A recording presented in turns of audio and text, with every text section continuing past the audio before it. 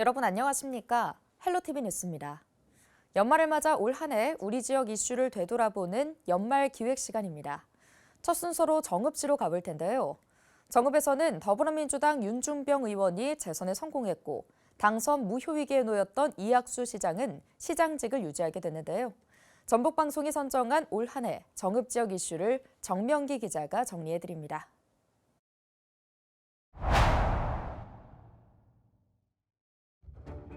공직선거법상 허위사실 공표 혐의로 재판에 넘겨진 이학수 정읍시장.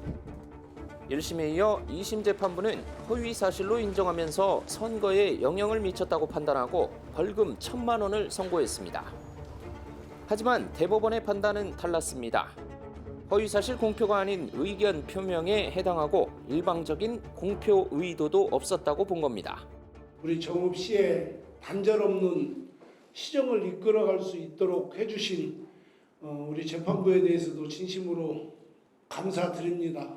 제가 더 앞으로 겸손하게 그리고 낮은 자세로 우리 시민의 행복 지수를 위해서 더 열심히 시정을 펼치겠다는 약속 꼭 드리겠습니다. 대법원이 무죄 취지로 원심을 파기하고 사건을 광주 고등법원으로 돌려보내면서 이 시장은 시장직을 유지하게 됐습니다.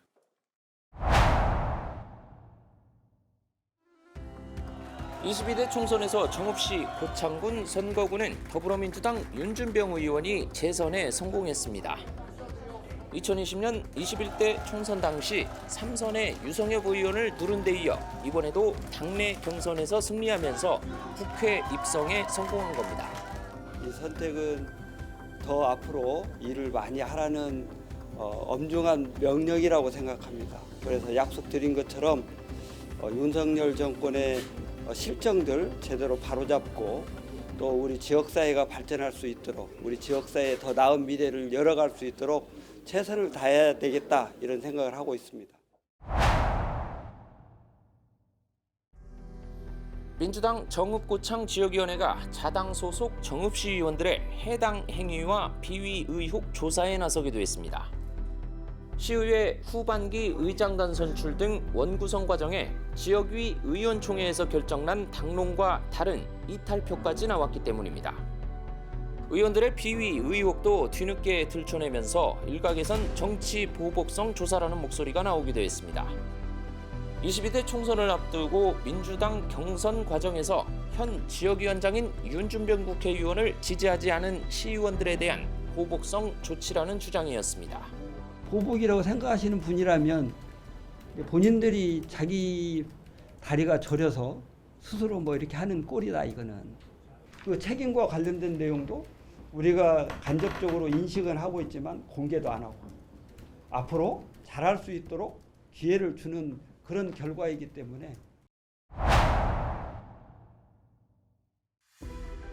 한국전력공사가 신정읍에서 신계룡까지 115km 구간에 34만 5천 킬로볼트 규모의 송전선로 건설을 추진 중입니다. 이를 위한 변전소가 지어지고 또 송전탑이 진할 최적의 경과대역으로 정읍이 꼽히면서 주민 반발이 계속되고 있습니다. 구안에서 넘어오는 정읍으로 넘어오는 라인, 장성에서 정읍으로 넘어오는 라인, 그리고 정읍에서 신계룡까지 가는 그 중심에 정읍이 있습니다. 우주의 배꼽이 정읍이라고 했는데 송전탑의 중심이 지금 정읍입니다. 참다 못한 반대 대책위와 진보 정당들은 정읍시와 시의회에 적극적인 대응을 주문하기도 했습니다. 좀 더 적극적으로 정읍시가 나섰으면 좋겠고 이미 송전탑이 지나가게 되는 9개의 시군에서 반대 결의안을 채택했는데 저희가 정읍시의회를 방문해서 반대 결의안을 채택해 줄 것을 요구를 했음에도 불구하고 차일피일 미루고 있어서 나란히 기자회견에 나선 정읍시장과 시의회 의장. 모든 시민에게 민생회복지원금 30만 원을 지급하게 됐다고 깜짝 발표했습니다. 정읍에 주민등록을 둔 10만 2천여 명에게 300여억 원의 예산이 들어갈 것으로 추산됩니다. 민생경제가 많이 어려워졌는데요. 이런 엄중한 시기에 또 겸용 발표로 정읍 시민의 힘들고 어려움뿐만이 아니고 소상공인들에게 다시 한번 큰 타격이 지금 시점에서 강하고 긴급한 처방이 필요하다고 생각했습니다. 정읍시는 지원금을 내년 설 연휴 전까지 지급할 계획으로 내년 5월 말까지 쓰지 않으면 환수할 방침입니다. 헬로티비 뉴스 정명규입니다. 이어서 부안 지역의 올해 대표 이슈 5가지를 꼽았습니다. 부안에서는 예상치 못한 지진이 발생했고 그 여파로 원전 수명 연장 반대 목소리가 커지는 등 안전에 경종을 울리는 일들이 있었습니다. 이나라 기자가 정리했습니다. 지난 6월 12일 아침 8시 반쯤 부안군 남남서쪽 4km 부근에서 4.8 규모 지진이 발생했습니다. 관측 이래 전북에서 발생한 최대 규모 지진으로 거의 모든 사람이 진동을 느끼는 정도였는데요. 다행히 다친 사람은 없었지만 1,600건이 넘는 사유재산 피해가 접수됐습니다. 이후 20번이 넘는 여진과 2.3 규모의 추가 지진도 발생해 주민들의 불안은 이어졌습니다. 당시 한 주민의 심정 들어보겠습니다. 그냥 집이 무너진 줄 알았어요. 지금 나이가 60이 넘었지만 저 이렇게 큰 지진은 그냥 이렇게 살아있는 것만도 그냥 그래서 감사히 생각하고 있어요. 정부는 지진 피해 복구를 위해 전북특별자치도에 특별교부세 10억 원을 지원했습니다. 부안군 등은 긴급 심리상담과 건축물 안전점검 등을 통해 지진 피해 극복에 힘썼습니다. 부안 지진은 전남 영광에 있는 한빛원전 1, 2호기 계속 운전에 대한 우려도 키웠습니다. 한국수력원자력은 한빛 1, 2호기에 부안 지진에 따른 영향은 없었다고 밝혔습니다. 그럼에도 추가 지진 우려 등을 이유로 주민 의견 수렴을 위한 공청회는 잇따라 취소됐습니다. 부안군 의회는 원전 수명 연장에 대한 토론회를 열고 주민 의견을 모았습니다. 토론회장에서는 원전 계속 운전을 반대하는 의견이 줄을 이뤘습니다.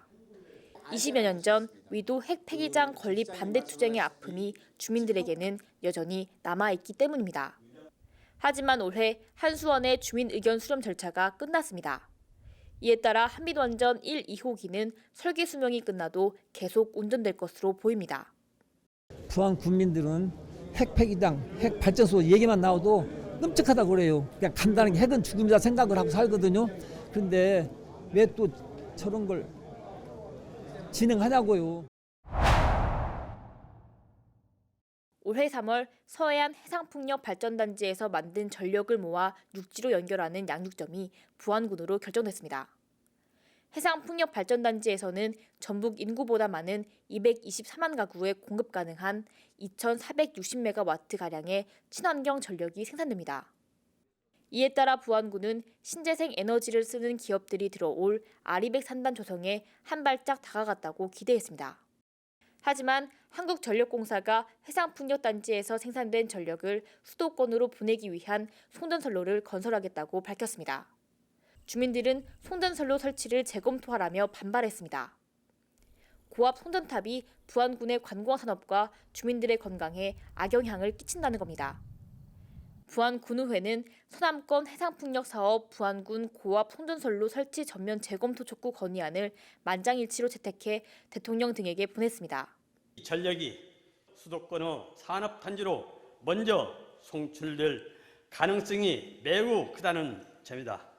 이는 전북 경제의 핵심 축인 새만금 발전을 외면한 채 부안군을 일방적으로 생시키는다는 것을 다 알고 있다. 부안군은 풍력발전단지에서 생산한 전력을 새만금에 우선 공급하기 위해 아리백 산단을 꼭 조성해야 한다고 말합니다. 하지만 부안군 관할 새만금에는 산단이 들어설 산업용지가 없는 상황. 그래서 부안군은 농생명용지인 새만금 709를 산업용지로 전환해줄 것을 정부에 촉구했습니다. 인근 지자체보다 산업 집적도가 상대적으로 아주 낮은 우리 군은 지역 간 균형 발전을 위하여 반드시 산업용지가 필요합니다. 정부는 새만금 기본계획 재수립 과정에서 농생명용지 709를 산업용지로 지정하여 새만금을 글로벌 경제 중심지로 도약시키는 데 기여해야 할 것입니다. 새만금 개발청은 새만금의 산업용지가 부족하다며 709 등의 용도 전환을 고려하고 있습니다. 그러나 농식품부는 새만금 709를 농생명 용지로 사용해야 한다는 입장입니다. 이에 대해 부안군은 정치권과 협력을 통해 새만금 709를 산업용지로 바꿀 것이라고 밝혔습니다. 부안군은 대표적인 해양 관광 도시인데요. 전국적으로 해수욕장 방문객 수가 5년 전보다 절반 넘게 줄면서 부안 지역 해수욕장도 큰 타격을 입었습니다. 부안군은 관광객 유치를 위해 해수욕장에서 변산 비치 페스티벌과 붉은 노을 축제, 영화제 등을 잇따라 개최했습니다. 이와 함께 부안 군의회에서는 막대한 예산이 투입된 해수욕장 일대 관광시설과 사업에 대한 점검이 이루어졌습니다. 특히 2011년부터 추진된 변산 해수욕장 관광지 조성 사업이 지지부진한 것에 대해 강한 질타도 나왔습니다. 당시 개발을 위해 땅을 내놓은 농민들이 수년간 농사도 짓지 못해 경제적 어려움을 겪고 있다는 겁니다. 1년에 한 필지 지면 농사 불과 쌀로 계산하면 20-30작 정도 되고 직불례도 못 받고 농사도 못 짓고 10여 년 동안 그렇게 방치도 않던 게 어느 농가가 입장을 바꾸라고 생각해 보셔요. 부안군은 해당 사업을 2027년 말까지 완료할 계획이라고 밝힌 가운데 부안군이 전북 대표 피서지의 명성을 이어갈 수 있을지 귀추가 주목됩니다. 헬로티비 뉴스 이나라입니다.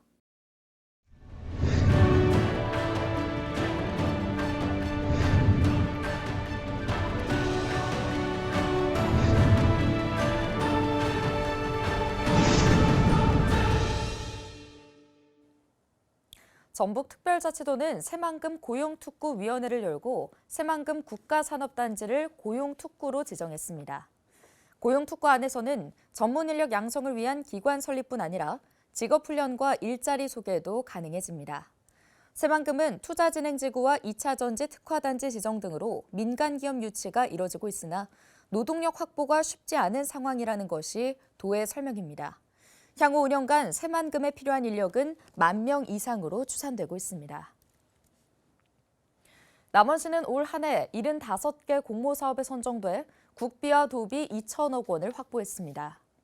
주요 사업으로는 교육발전특구 시범지역 조성 320억 원과 스마트팜 창업단지 조성 240억 원 등인데요. 최경식 시장은 정부의 긴축재정 기조 속에서 이뤄낸 성과여서 의미가 크다고 밝혔습니다. 전북의 지역구를 둔 더불어민주당 의원들이 2024년 국정감사 우수위원으로 선정됐습니다. 민주당 이원택 의원과 윤준병, 박희승, 한병도, 이성윤 의원이 각각 2024년도 국정감사 우수의원으로 뽑혔는데요.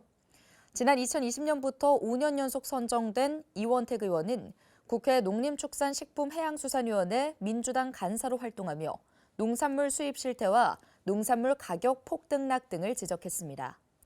윤준병 의원도 농해수위위원으로 윤석열 정부의 농어업 분야의 국정과제를 점검하고 쌀값 안정을 지키지 못한 윤석열 정부의 약속 미이행 등을 질타했습니다.